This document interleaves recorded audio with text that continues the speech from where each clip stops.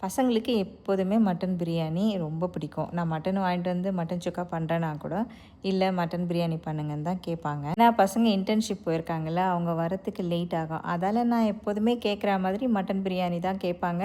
அதால நான் ஸ்டார்ட் பண்ணிட்டேன் மட்டன் பிரியாணிக்கு. மேரினேட் பண்ணிலாம் வச்சுட்டேன். கரெக்டாக வீட்டுக்கு வந்து சின்னவங்க சொன்னாங்க, "மட்டன் பிரியாணிக்கு பதிலா இன்றைக்கி மட்டன் சுக்கா பண்ணலாமான்னு?" கேட்டாங்க. நான் அதான் சொன்னேன், "இல்லைம்மா, மட்டன் பிரியாணிக்கு நான் எல்லாம் மேரினேட் பண்ணிட்டேன். இதுக்கப்புறம் மட்டன் சுக்கா பண்ணோம்னா நல்லா வராது. வேணா அடுத்த வாட்டி வாங்கினேன்னா மட்டன் சுக்கா பண்ணி தரேன்னு சொல்லியிருக்கேன்." பூட் கேம்ப் போகிறாங்க இல்லையா, லஞ்ச் வந்து அவங்க ப்ரொவைட் பண்ணுறாங்க. 2 நாள் சாலட் சாப்பிட்டாங்க.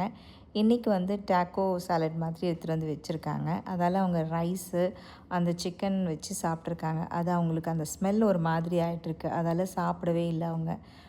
வீட்டில் வந்த பிறகும் அந்த சென்ஸ் இருந்துகிட்டே இருக்குது அவங்களுக்கு. அதால் அவங்க இன்றைக்கி நான் சரியாகவே சாப்பிட மாட்டேனே எப்படின்னு சொல்லிட்டு இருந்தாங்க. நான் கம்மியாக தான் வைக்கிறேன், உன்னால் எவ்வளோ சாப்பிட முடியுதோ சாப்பிடு, அதுக்கப்புறம் விட்டுரு. அடுத்த வாட்டி நீ எப்போ வீட்டில் இருக்கியோ கண்டிப்பாக அன்றைக்கி நான் வாங்கிட்டு வந்து உனக்கு பிரியாணி பண்ணி தரேன்னு சொல்லியிருக்கேன். போட்டு கொடுத்ததுலேயே எல்லாத்தையும் எடுத்துட்டாங்க. 2 டேபிள் ஸ்பூன் மட்டும் போதும் எனக்குன்னு சொல்லிட்டு எடுத்துகிட்டு போயிட்டாங்க சாப்பிட.